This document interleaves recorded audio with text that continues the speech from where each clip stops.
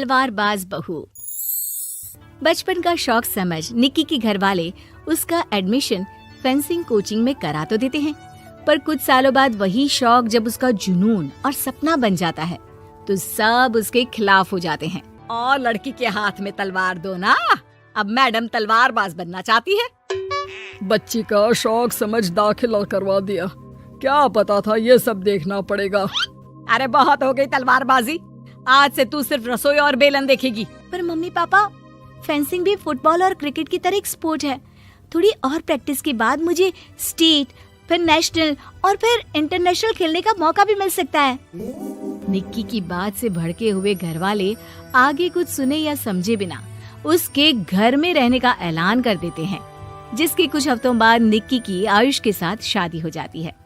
ससुराल पहुंचने के कुछ दिनों बाद बहुत हिम्मत के साथ निक्की फिर वही फरियाद लिए इस बार अपनी सास के पास जाती है। मम्मी जी, क्या मैं कोचिंग दोबारा शुरू कर सकती हूँ? कैसे कोचिंग? तेरे मम्मी पापा ने तो हमें किसी कोचिंग या पढ़ाई के बारे में नहीं बताया। वो पढ़ाई नहीं, फेंसिंग की कोचिंग है। और देख, अपने अंग्रेजी के बड़े बड़े शब्द ना मुझसे ना बोला कर, सीधे सीधे बता कि ये फेंसिंग है क्या। मम्मी पापा के साथ अपने एक्सपीरियंस के बाद निक्की कोई रिस्क ना लेते हुए सास से झूठ बोल मंजूरी ले लेती है और इसी के साथ निक्की के सपनों की दुनिया शुरू हो जाती है, जिसमें अब वो सुबह उठ जल्दी जल्दी घर का सारा काम खत्म करके ज्यादा से ज्यादा समय अपनी फेंसिंग प्रैक्टिस में बिताने लगती है। इसी तरह महीने बीत जाते हैं। वाओ, आई कांट बिलीव, जो सपना एक बार नामुमकिन लग रहा था, आज मैं उससे सिर्फ 2 हफ्ते दूर हूँ। निक्की, तुम बहुत अच्छा कर रही हो, बस अपने फॉर्म को खराब मत होने देना और नेशनल्स का मेडल तुम्हारे गले में आना पक्का है। इस बात को सुनकर निक्की नेशनल गेम की खुशी में झूमती हुई जैसे ही उस शाम घर पहुंचती है तो आयुष को पैर में प्लास्टर के साथ सोफे पर बैठा देख परेशान हो जाती है। ये क्या, कैसे हुआ? किसी ने मुझे फोन क्यों नहीं किया? ऑफिस से आते हुए रास्ते में किसी ने टक्कर मार दी, इसलिए बहू कल से इसके ठीक होने तक तो कोचिंग से छुट्टी ले ले, डॉक्टर ने पूरा बेड रेस्ट बोला है। पति की हालत और सास की बात से हैरान परेशान निक्की आगे कुछ बोले बिना अपने कमरे में चली जाती है। अब मैं क्या करूंगी? दोनों तरफ मेरी जिम्मेदारी है, अगर एक भी पूरी नहीं की तो लाइफ में दोबारा सुकून की सांस नहीं ले पाऊंगी। सच बता दूं क्या? नहीं, अगर इन्होंने भी घर में कैद कर लिया तो बचा कुचा मौका भी खो दूंगी। भगवान, आपने मुझे कहाँ फंसा दिया। मन ही मन ये सब सोचते हुए निक्की घर के काम और पति की सेवा में लग जाती है। इसी तरह 1 हफ्ता बीत जाता है।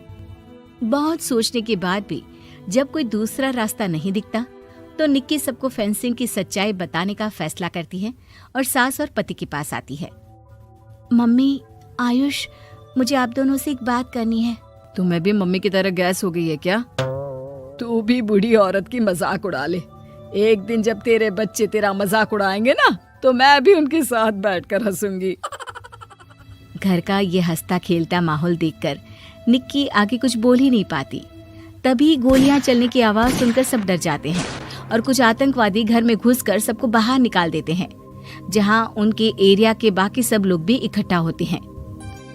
ये किसी भी तरह के होशियारी नहीं करेगा, हमें बस कुछ समय के लिए चुप रहने की जगह चाहिए, इसलिए अगर तमीज में रहोगे तो जिंदा बच जाओगे, और अगर मरने का ज्यादा मन हो तो अपना सीआईडी वाला दिमाग चला सकते हो। डर की वजह से कोई इसके आगे कुछ नहीं बोलता। कुछ घंटे इसी तरह आतंकवादियों की कैद में बैठे रहने के बाद निक्की की सास गुस्से में चिल्लाने लगती है। अरे तुम कल मुँहों को आम लोगों को परेशान करने के अलावा और कुछ नहीं आता क्या? मैं कहती हूँ, अरे एक एक को मेरी बद्दुआ लगेगी, कोई जिंदा नहीं बचेगा। ये अब क्या कर रही हो मम्मी? सॉरी, वो परेशान हो गई इसलिए कुछ भी बोल दिया। प्लीज इन्हें छोड़ दीजिए, अब कुछ नहीं बोलेंगी। अरे तू डरपोक की तरह इनसे माफी मांग रहा है, कुछ तो अपने पापा के गुण ले लेता। अगर आज वो यहाँ होते तो इतनी देर में सबका गला काट चुके होते। क्या मतलब? नहीं मम्मी, प्लीज दोबारा वही सब शुरू मत करना। आखिर कोई मुझे भी बताएगा कि बात क्या है? तेरे ससुर जी अपने समय के सबसे बेहतरीन और उम्दा तलवारबाज थे। कोई कितनी भी बड़ी बंदूक या कितने भी ज्यादा हथियारों के साथ उनके सामने क्यों ना आ जाए, सबको एक एक करके चित कर देते थे। वाह, ससुर जी और क्या क्या करते थे? निक्की का इंटरेस्ट देख सास उसे ससुर जी और उनकी तलवारबाजी की कहानियां सुनाने लगती है, जिन्हें बहुत देर तक सुनने के बाद अपने आप को रोक ना पाते हुए निक्की आखिर उनसे तलवार के बारे में पूछ ही लेती है। मम्मी जी, क्या पापा जी की वो तलवार आज भी आपके पास है? अरे इन्होंने अपने बेटे से ज्यादा उस तलवार से प्यार किया है तो फेंक कैसे देती, संदूक में संभाल कर रखी है। आयुष की बात सुन निक्की की आंखें चमक उठती हैं और वो सब कुछ भूल तलवार निकालने की बात कर बैठती है, जिसे सुन बाकी दोनों की आंखें फट जाती हैं। क्या बोला, जरा फिर से बोल।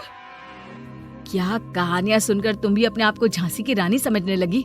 यही समझ लो कि तुमने झांसी की रानी के साथ ही शादी की है। ओ मोहतरमा, जरा सपनों की दुनिया से बाहर निकल आओ और शांति से बैठ जाओ, आई बड़ी झांसी की रानी बनेगी। माहौल की गंभीरता और सास आयुष का रिएक्शन देख निक्की के पास उन्हें सच्चाई बताने के अलावा और कोई ऑप्शन नहीं बचता, इसलिए वो बिना कुछ सोचे समझे और देर किए उन्हें पूरी सच्चाई बता देती है, जिसे सुन दोनों भौंचक्के रह जाते हैं।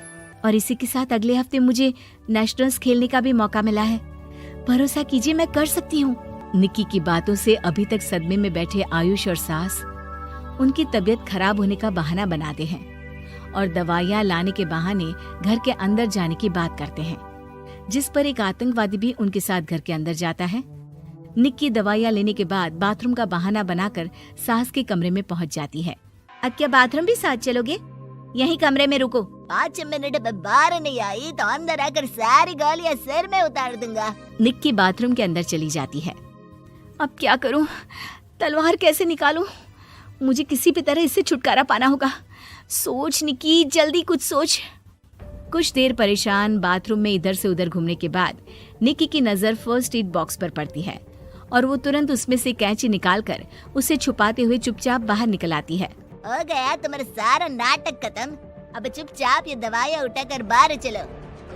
ऐसा बोलकर जैसे ही आतंकवादी मुड़ता है, निक्की तुरंत उसकी गर्दन पर कैंची से वार कर देती है और उसकी बंदूक हाथ में लिए संदूक से तलवार निकालने लगती है, जिसके कुछ देर बाद वो घर के पीछे वाली खिड़की से बाहर निकलकर छुपकर एक एक करके सब आतंकवादियों पर वार करके उन्हें घायल कर देती है। अब सारे पब्लिक की कैद में आ जाते हैं। ये सब देखकर आयुष और सास के साथ सारे लोग दंग रह जाते हैं। सास का सर गर्व से ऊंचा हो जाता है। मेरी बहू सिर्फ नेशनल्स नहीं